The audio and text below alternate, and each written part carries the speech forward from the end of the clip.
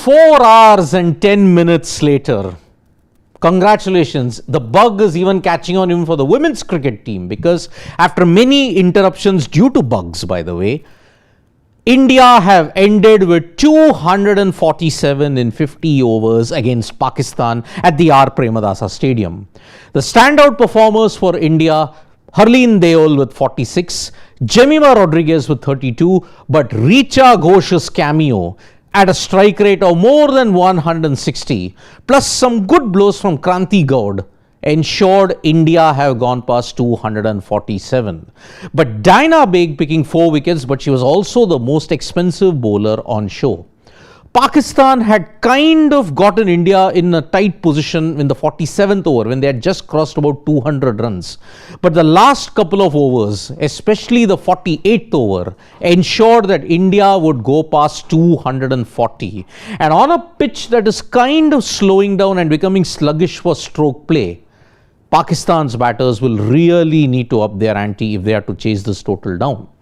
By the way, the highest successful total ever chased down in women's ODI cricket is 237. That was by Sri Lanka against South Africa at this very venue in May 2025. Now, let us look back at this entire innings, what happened. It all began with controversy. 2 controversies in particular. One, the toss. Fatima Sana called tails, but match referee said heads and you won the toss. Why was there no objection? Why didn't Harmanpreet Kaur raise an objection? Because at the end of the day, such small things do matter.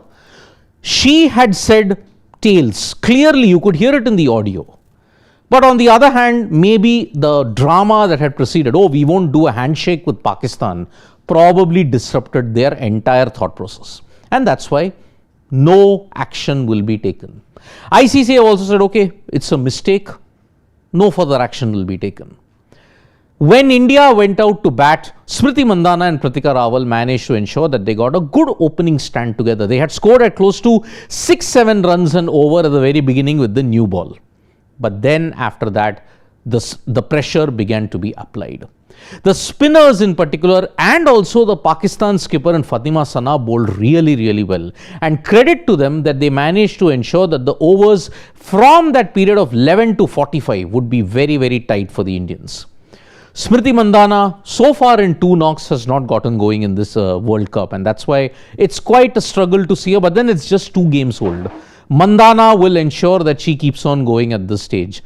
Pratika Rawal though was undone by a good ball, and that is why the onus fell on Harleen Deol, Jemima Rodriguez and the rest. Now Harleen Deol started off very well and she looked to be in good touch. On the other hand, Jemima Rodriguez, my goodness, her first couple of deliveries you felt that she was like a cat on a hot tin roof. She could have been dismissed earlier had it not been for a no ball from Diana Baig. She attempted a weird cut shot to a delivery that stayed low. The keeper took the catch. But then, unfortunately, she overstepped and a partnership developed between Harleen Deol and Jemima Rodriguez. But there was a brief interruption due to an insect swarm that had come. Now, what happens is, in Colombo at this particular point in time, because of the wet weather and now the subsequent humid and dry weather, you will see plenty of insect swarms around the Ketarama. And that is the reason why play was held up for 15 minutes. And now you're going to see the innings break reduced from 40 minutes. It will now be 25 minutes to 30 minutes at this stage. When the innings resumed, at that time you saw that wickets stumbled. Harleen couldn't get to her 50. Jemima also fell. And then the lower middle order, they also struggled. Now 200 was crossed in just the 46th over, and you felt maybe they can at max get to 220, because the Indian lower order has been an issue. You saw it in the South Africa series as well and in the Australia series. In the Australia series in particular, once Deepti Sharma fell, the innings would just wind up. Deepti Sharma also tried to ensure that she got going. She was trying to sweep the lofted shots and everything, but nothing was working for her, and because of that, Deepti Sharma also fell cheaply. But in stepped Richa Ghosh. Now, if you want to look at one of the power hitters in this Indian women's cricket team, apart from the top order, It is Richa Ghosh. The inside-out shots that she hit, in particular one shot that she hit inside-out over extra cover and the one lofted shot over deep mid-wicket showed her aggression, and that's why her knock combined with Kranti Gaud's couple of fours that she hit ensured that we went past 247. But credit should be given to the entire Pakistan bowling lineup, because apart from Diana Baig, if I have to just take away her figures of 4 for 69, look at how the spinners managed to have a good say in it. Ramin Shamim, when you look at it, 1 for 39. Nashra Sandhu did go for runs, 1 for 52. Then Sadia Iqbal bowling at the death. She really did a good job, 2 for 47. So 30 overs of spin combined gave them a total of 138 runs. So just over 4 runs an over, just over 4.6 runs per over ensured that Pakistan had a tight leash on India's runs. But Diana Baig 4 for 69 and Fatima Sana 2 for 38. Contrasting fortunes. I mean, Fatima Sana got the ball to nip around. She bowled wicket to wicket, and that's how she got those 2 wickets. I mean, 2 maiden overs. And ironically, Diana Baig in the 47th over bowled a maiden, because Sri Charani was just not able to get away, and that's why India will be very happy with the progress that they have made. I mean, from 14.5 when they were 67 for 2, all the way to 203 for 7 and 45.3. It could have been a very underwhelming total, but as I had mentioned, the highest total successfully chased in women's ODIs at the Ketarama Stadium is 237. Now, they have gotten about 10 runs just above par, looking at the way how it is. Now, as far as the conditions are going, how it has changed from the afternoon period till now, it's gotten a lot slower. There is grip on offer, stroke making will become sluggish. Now, at the new ball start, Renuka Singh Thakur's swing will be vital, because her in-swinging deliveries are a threat and they are a treat to watch as well. Renuka Singh Thakur, then Kranti Gaud, she's been in top form when you have to look at pace bowling. But India's spin bowlers are far better when you look at it from the Pakistani side of it. Look at Sneh Rana. Sneh Rana has been the batter, the bowler who has gotten India vital breakthroughs. Deepti Sharma can tie up the economy rate at one end, and also when you look at it, several others can chip in. So Sneh Rana and Deepti Sharma hold the key, along with Kranti Gaud and Renuka Singh Thakur. Richa Ghosh has done her stuff at this point with the bat, and that's why her wicket keeping will also be in great stead at this point.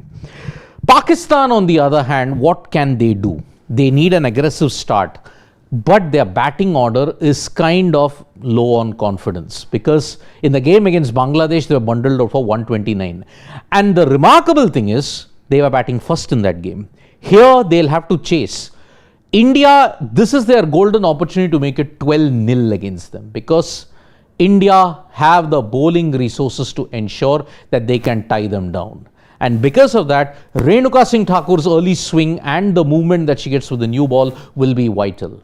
If Pakistan lose half of their side before the 100-run mark, then you can say India are favourites to make it 12-0.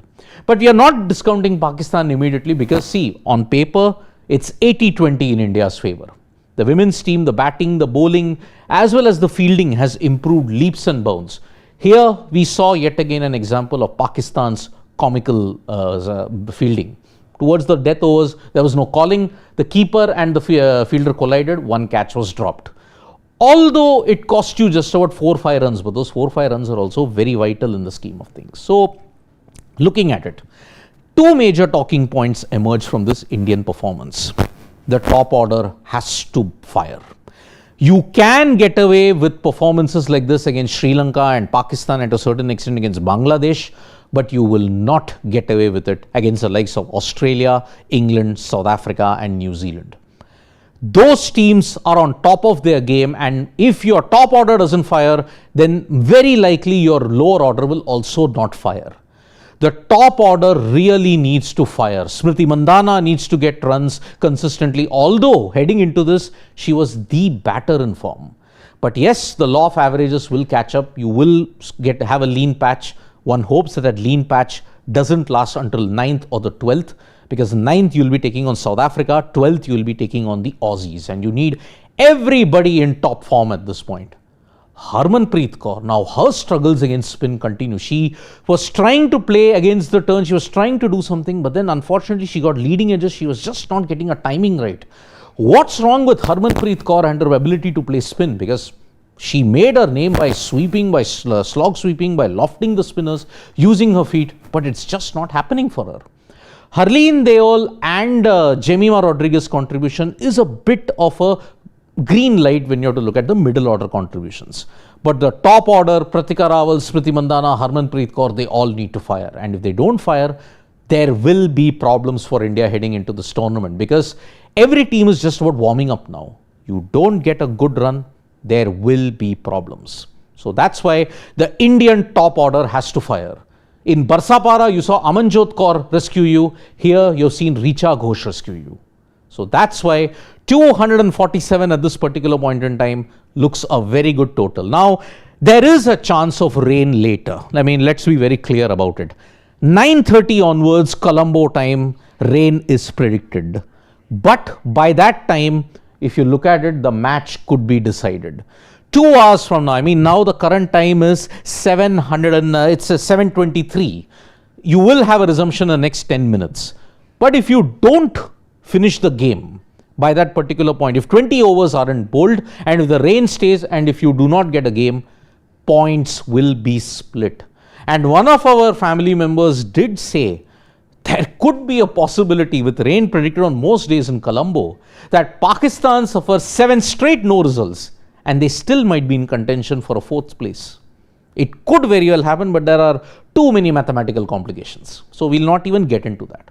So heading into this particular contest now, India start as the favourites, but Renuka Singh Thakur has to deliver with the new ball. And that's why, looking at it, let's hope that she can do. I'll take a couple of comments that are coming to us at this point in time regarding the India versus Pakistan encounter that's currently going on. So at this point in time, let's see what is the current state of our Indian fans who are doing it, because it's very, very interesting what has been said and freaking awesome. Besides the home side SL, no other team has chased down more than 162 in Colombo in women's cricket. Yes, freaking awesome. Like I said, 237 Sri Lanka chased down against South Africa. That was just a couple of months ago. But apart from that, 314 has also been scored in the second innings, but that was in a losing cause. And I think, if memory serves me right, it was a day game that happened. Now, Priyanshu saying Smriti and Harman need to step up. Apart from Smriti, no other player knows how to score big hundreds. All just score 20-40. But Priyanshu, in this particular kind of condition, even a 20-40 I think is enough. The highest score, by the way, is 46. And it could very well be the highest score in the entire match. It could very well happen. Such is the kind of condition that you're encountering at the Ketarama. So we do not know how that's going to happen. But freaking also, no, it's 278 by SL. Although looking at it, I thought it was 237 by SL. But I'll do a double check on that. So Pakistan bowlers are also very good, but batters are very bad also. Indeed, they are extreme.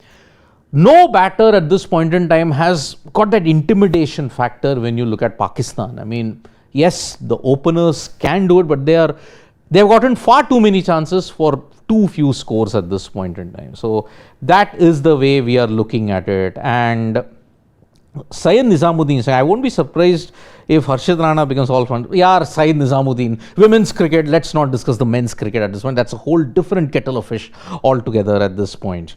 Then our girls did not play good cricket. Why is that, Jeet Basu? Because see, 247 represents a good score on a very sluggish wicket. Again, let's not get used to men's slam bang cricket in which 350, 400 is scored on a very consistent basis.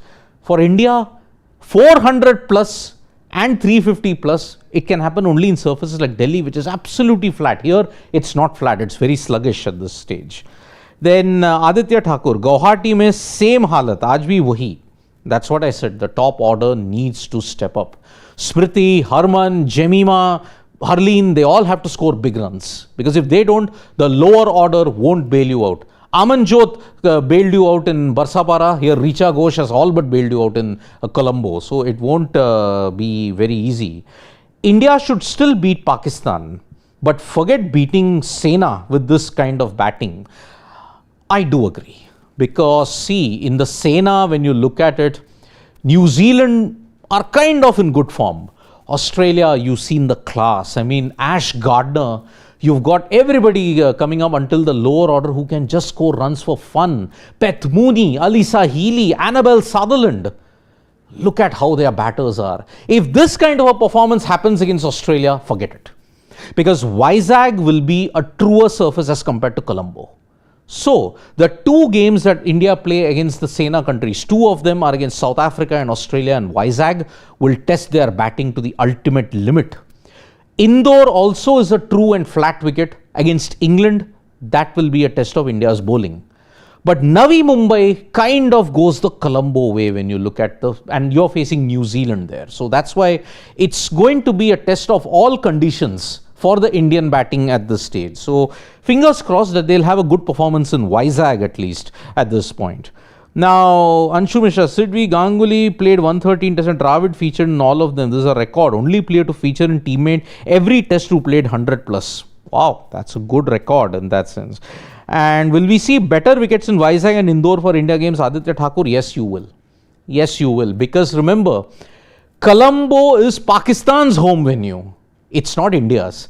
India will get their choice, or maybe the wickets will be far more truer in Vizag, Indore and Navi Mumbai.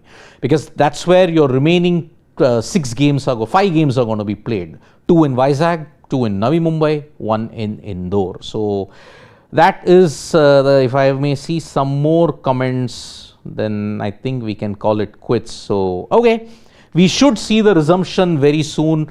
What are your predictions? Will India defend this total of 248 or will Pakistan make it 11-1? Because this is one more stat that you have to remember. India are 11-0 in women's ODIs. They can very well make it 12-0. Pakistan will have to bat out of their skins to make it 11-1. But 248, remember, it's not an easy total on this Colombo wicket. So 80-20 still in India's favor, but Pakistan, they have that faint chance to do the unthinkable here today. But the match has already begun with 2 controversies. One, what happened at the toss. One, the no handshake. Not a controversy as such, but it continues India's dynamics against Pakistan. The other bit of thing, after the last ball is bowled here, there will be no handshake between India and Pakistan then also. So, that will be the most interesting thing. The controversy will be if the Indian players shake hands with the Pakistani players. That will be a major controversy which goes against what the diktat is. So, we'll join you for the match end. What's going to happen between India and Pakistan? It's going to be very, very interesting indeed. And one hopes that Renuka Singh, then you got Kranti Gaud, Deepti Sharma and Sneh Rana all chip in with vital wickets to ensure India makes it 12-0. So join us for the match end. We will be back with all the latest updates. Do subscribe to Sports Today for all the latest news and analysis. Tap that bell icon so you know when we go live. And don't forget to like, share, subscribe, see the other videos that we have done. One more video is coming up, the World Para Games, the last day. India might end with 21 medals. So do check